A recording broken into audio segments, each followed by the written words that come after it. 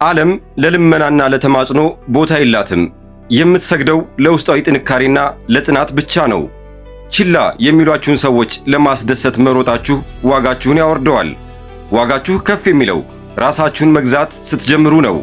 ችላ የሚሏችሁን ሰዎች መጠበቅ ያቆማችሁ ዕለት የእናንተን አለመኖርና ማጣት በገሃድ እንዲጋፈጡ ታስገድዷችኋላችሁ።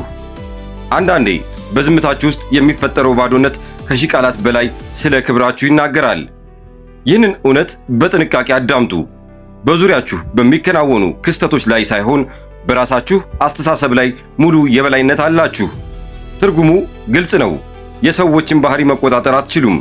ልጓም ልታበጁለት የምትችሉት ለገዛ አእምሯችሁ ብቻ ነው። ራሳችሁን መግዛት ስትችሉ ደግሞ ማንም ሊያናውጣችሁ የማይችል የማይደፈር ምሽግ ትሆናላችሁ። ይህ መልእክት ስለ ህሊናዊ ጨዋታ ወይም ስለ በቀል የሚናገር አይደለም፣ እንደ አማራጭ ከሚያዩአችሁ ከማንኛውም ነገር በክብር ዘወር ስለማለት እንጂ። በውስጣችሁ እጅግ ከመጠናከራችሁ የተነሳ የትኛውም የውጭ ንፋስ ሊያወዛውዛችሁ አይገባም። ተረስቻለሁ ብላችሁ የምትቆጩ ከሆነ የሰዎችን ትኩረት ለመለመን መጣጣርና ዝቅ ብሎ መሰማት ካሰለቻችሁ ዛሬ የለውጣችሁ መነሻ ነው። ከዚህ ሰከንድ ጀምሮ መንገዳችሁ ይለያል። ንግግራችሁን ታጥፋላችሁ። የሌሎችን ይሁንታን አትጠብቁም። ለራሳችሁም የሚገባውን ታላቅ ዋጋ ትሰጣላችሁ። እናንተ ብቻ። ይህ ቪዲዮ ለሌሎች ተደራሽ እንዲሆን ላይክ፣ ሼር፣ ሰብስክራይብ በማድረግ እስከ መጨረሻው አብራችሁን ቆዩ። አሁኑኑ ላንተ ግድ የሌለውን ሰው ማሳደድ አቁም። መልስ ለማግኘት አትለምን። በየ5 ደቂቃው ስልክህን አትመርምር። በሰው ሕይወት ውስጥ ለመቆየት ስትል ራስህን አታሳንስ። ይህ ባህሪ ኢነርጂህን ይጨርሳል፣ ይሰብርሃል። ከሁሉም በላይ ደግሞ ዋጋህን ያወርደዋል። አንተ ደግሞ ከዚህ የተሻለ ይገባሃል። ይህንን እውነት በጥልቀት ተረዳ። ሰዎችን ስታሳድድ ክብርህን አሳልፈህ ትሰጣለህ። ክብርህ ማለት ደግሞ ሥልጣንህ ነው። እነሱን ከፍ አድርገህ በመስቀል ራስህን ከነሱ በታች ታደርጋለህ። ፍቅር እያሳየሁ ነው ብለህ ታስባለህ፣ ነገር ግን እያሳየ ያለኸው ፍርሃትን ነው። እነሱን የማጣት ብቸኛ የመሆንና በቂ ያለመሆን ፍርሃት። ሰዎች ደግሞ ይህንን ፍርሃት መስማት ይችላሉ፣ ሲሰማቸው ደግሞ ማክበር ያቆማሉ። አስከፊው እውነት ይህ ነው። በሮጥክ ቁጥር ዋጋህ ይወርዳል፣ ነገር ግን ወደ ኋላ ስትል ሁሉም ነገር ይለወጣል። በድንገት ትኩረት ይሰጡሃል። በድንገት ለምን ዝም እንዳልክ ይደነቃሉ። በድንገት ምቾት ያጣሉ። ለምን? ምክንያቱም በአንተ ላይ የነበራቸው ቁጥጥር ስላጡ ነው። ራስን መግዛት ያልቻለ ሰው ነፃ አይደለም ይባላል። ይህንን ደግመህ አስበው። ሰዎችን የምታሳድድ ከሆነ ነፃ አይደለህም፣ ተጠግተሃል፣ ወጥመድ ውስጥ ነህ። ይህም ዛሬ ያበቃል። በክብር ዘወር ብሎ የሚሄደው ሰው መሆን አለብህ። ቀናትህን በዓላማ ሙላቸው። ሰውነትህን አሰልጥን። ገንዘብህን አሳድግ። አእምሮህን አጠናክር። በሰው የማትመካበት ጠንካራ ሕይወት ገንባ። አለመኖርህን እንደ ጠፋ የልብ ምት ይክበዳቸው። ዋጋህን ዘግይተው ይረዱት። ይህ ጨካኝነት ሳይሆን የራስ ክብር ነው። ከእንግዲህ በኋላ ማንንም አታሳድድም። ወደፊት ትራመዳለህ።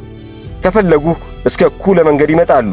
ካልፈለጉ ደግሞ ወደ ኋላ ሳታይ መንገድህን ትቀጥላለህ። የመጀመሪያው ዝምታህን ተቆጣጠር። እርጋታህን የማይነካ ይሁን። አሁን በጥንቃቄ አዳምጥ፣ ምክንያቱም ይህ እርምጃ ጠንካራውን ከደካማው ይለያል። ስሜታዊ ምላሽ መስጠት አቁም። አታብራራ። ሰው በራቀህ ወይም ቅዝቃዜ ባሳየ ቁጥር ራስህን ለመከላከል አትታገል። ሁልጊዜ ምላሽ መስጠትህ ጥንካሬ ሳይሆን ጫጫታ ነው። ጫጫታ ደግሞ ግርማ ሞገስህን ያወርደዋል። ለመመለስ ስትጣደፍ፣ አለመግባባቶችን ሁሉ ለማስተካከል ስትታገል፣ ለመሰማት ብቻ ስትከራከር የስሜት ቁጥጥርህን አሳልፈህ ትሰጣቸዋለህ። ግልጽና የሚገመት ትሆናለህ። የሚገመቱ ሰዎች ደግሞ ለማሸነፍ ቀላል ናቸው። ዝምታ ግን የተለየ ነው። ዝምታ ምስጢርን ይፈጥራል፣ ጫናን ይፈጥራል። ሌሎች ከራሳቸው ሐሳብ ጋር ብቻቸውን እንዲቀመጡ ያስገድዳቸዋል። እናም እመነኝ፣ የምታስበውን አለማወቅ ያህል ሰዎችን የሚያናውጥ ነገር የለም። በላጩና ምርጡ በቀል ከጠላትህ አለመመሳሰል ነው። ይህም ማለት ከእነሱ ውጣ ውረድ ጋር አትዛመድ፣ ጨዋታቸውን አትድገም። ራስህን ወደ ውጥንቅጥ አታውርድ። ጸጥ በል፣ ተረጋጋ። ከሁሉም በላይ ሁን። ችላ ሲሉ አትደንግጥ። መልስ ሲያዘገዩ አትማረር። ትዕግሥትን ሲፈታተኑ አትሰበር። እንደ ተራራ በጽናት ቁም። ያ የተረጋጋው መንፈስህ አንድ ግልጽ መልእክት አስተላልፈዋል። እኔን መቆጣጠር አትችሉም። አንተን ማናወጥ እንደማይችሉ ሲረዱ በአንተ ላይ ያላቸውን ኃይል ያጣሉ።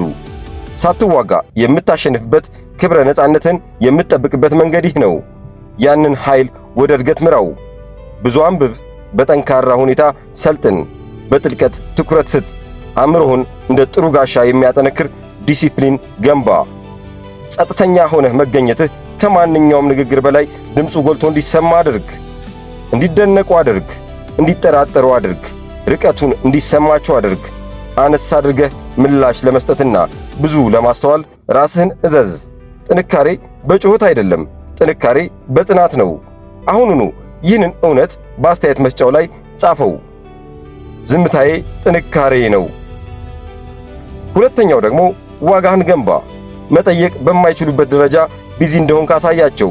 ሥራ የበዛበት ሁን። ይህንን በጥልቀት ስማና በልብህ ያዘው። አንድ ሰው ችላ ካለ በኋላ ልታደርገው የምትችለው በጣም ኃይለኛ እርምጃ ለነሱ ራስህን ማረጋገጥ ሳይሆን ለራስህ ስትል ራስህን ማሻሻል ነው። ሰው ተመልሶ እንዲገባ ደጁን መመልከት አቁም። ዘወር በልና ማንም ቢወጣ እንኳን የማታስተውልበትን ጠንካራ ሙሉና ትርጉም ያለው ሕይወት መገንባት ጀምር። ምክንያቱም አብዛኛው ሰው የማይቀበለው እውነት አለ። ሰዎች የተለመደውን ነገር ችላ ይላሉ፣ ውድ የሆነውን ነገር ግን ያሳድዳሉ። ሁልጊዜ የምትገኝ፣ ሁልጊዜ ጠባቂ፣ ሁልጊዜ ለሌሎች ፍላጎት የተዘጋጀ ከሆንክ በቀላሉ የምትተካ ትሆናለህ። ነገር ግን በእድገትህ ላይ ስታተኩር አእምሮህን፣ አካልህን፣ ክህሎትህንና ዓላማህን ከፍ ስታደርግ መገኘትህ ውድ ይሆናል። ውድ ነገሮች ደግሞ በከንቱ አይታዩም። ወዲያውኑ መኖር ጀምር። እያንዳንዱንም ቀን እንደተለየ ሕይወት ቁጠረው። ይህም ማለት የሰዎችን ትኩረት በመመኘት ሰዓታትን ማባከን አቁም ማለት ነው። ያንን ጊዜ ራስህን ለመለወጥ ተጠቀምበት። የስፖርት እንቅስቃሴ በማድረግ ጥንካሬህን ገንባ። አዳዲስ ክህሎቶችን ተማር። ያንን የንግድ ሐሳብ ጀምር። አስተሳሰብህን የሚያሰሉ መጽሐፍትን አንብብ። የሚያስፈሩ ግቦችን አውጣ። በዓላማ ተንቀሳቀስ። ሰዎችን በማሳደድ የምታባክናት እያንዳንዷ ደቂቃ ከገዛ የወደፊት ሕይወትህ የተሰረቀች ደቂቃ ነች። ያንን ጊዜ መልሰህ ተቆጣጠር። የራስህን ቀን ራስህ ምራ። ፕሮግራምህ በዓላማ የተሞላ ሲሆን በራሱ ጊዜ ስልክህን መፈተሽ ታቆማለህ። ማን መልእክት እንደላከ መጨነቅ ታቆማለህ። ከስሜት ወጥመዶች በላይ ከፍ ትላለህ። አስደናቂው ነገር ደግሞ ይሄው ነው። አንተ እነሱን መፈለግ ስታቆም በድንገት አለመኖርህ ያበሳጫቸዋል። መለወጥህን ያያሉ፣ ማደግህን ያምናሉ። ያኔ ነው እንግዲህ ማክበር የሚመጣው። ስለለመንካቸው ሳይሆን የተሻለ ሰው ስለሆንክ። ስለዚህ ለመመረጥ አትጠብቅ። ራስህን ምረጥ። ራስህን ከፍ አድርግ። ችላ ያሉህን ሁሉ በብልጫ እለፋቸው። ሦስተኛው ደግሞ ጠንካራ ወሰን አብጅ። ሰዎች እንዴት ማስተናገድ እንዳለባቸው አስተምራቸው። እዚሁ ጋር ቁምና ይህንን እውነት ተረዳ። ወሰን ካላበጀህ ሰዎች ያለምንም ርኅራኄ ይፈታተኑሃል። ሁልጊዜ አዎ የምትል ከሆነ፣ ሁልጊዜ ወዲያውኑ የምትምር ከሆነ፣ ሁልጊዜ ንቀትን የምትፈቅድ ከሆነ ጊዜህና ልብህ ዋጋ እንደሌለው ለሌሎች በጸጥታ እያስተማርክ ነው። ዋጋ የሌለውን ነገር ደግሞ ማንም አያከብረውም። ችላ ማለት ከማሳደድ በላይ የሚያመው ለዚህ ነው። ምክንያቱም ለመጀመሪያ ጊዜ ከግድግዳ ጋር ይጋጫሉ። ለመጀመሪያ ጊዜ አለመኖር ይሰማቸዋል። ለመጀመሪያ ጊዜ በሕይወትህ ውስጥ በፈለጉት ጊዜ መግባትና መውጣት እንደማይችሉ ይረዱታል። ያ ግድግዳ ወሰን ይባላል። አንተ ደግሞ ጠንካራ አድርገህ መገንባት አለብህ። አስታውስ፣ በአእምሮ ላይ ሙሉ ሥልጣን አለህ። ከውጭ በሚከሰቱ ነገሮች ላይ ግን የለህም። ይህንን ተረዳና ጥንካሬን ታገኛለህ። ያ ጥንካሬ የሚታየው የቱን ባህሪ እንደምትቀበልና የቱን ደግሞ እንደምትገፋ ስትወስን ነው። ጭካኔ እያሳየህ አይደለም፣ ዲሲፕሊን እያሳየህ ነው። ልዩነት አለው። ጊዜ የተቀደሰ እንደሆነ አድርገህ መንቀሳቀስ ጀምር። ሰልችቷቸው ብቻ ከሚደውሉ ሰዎች የሚመጣን የሌሊት መልእክት መመለስ አቁም። ለማያዳምጡ ሰዎች ራስህን ማስረዳት አቁም። በሰላም ምትክ ውዥንብርን ለሚያመጣ ለማንኛውም ሰው በርህን ክፍት ማድረግ አቁም። አነስ አድርገህ ተናገር፣ አነስ አድርገህ አድርግ። እድሉን በረጋ መንፈስ ከልክል። በቁጣ ሳይሆን፣ በሁከት ሳይሆን፣ በጽናትና በጸጥታ ብቻ። ያ የረጋ ጽናት ከጩኸት ሁሉ በላይ ክብርህን ያመጣል። አንድ ሰው ወሰን ሲጥስ ወዲያውኑ ወደ ኋላ በል። በዋጋ ላይ አትደራደር። ለመሠረታዊ ክብር አትለምን። ቦታህን እንደ ጠባቂ ጠብቅ። ወሰን ማስመር ስትጀምር ደካማ ግንኙነቶች ይረግፋሉ፣ እውነታዎች ግን ይቆያሉ። ሕይወትን የምታጸዳው፣ ቁጥጥርህን መልሰህ የምትወስደው እንዲህ ነው። ቀና ብለህ ቁም፣ ራስህን አስቀድም። አራተኛው ደግሞ ኃይልህን በእድገትህ ላይ አፍስስ።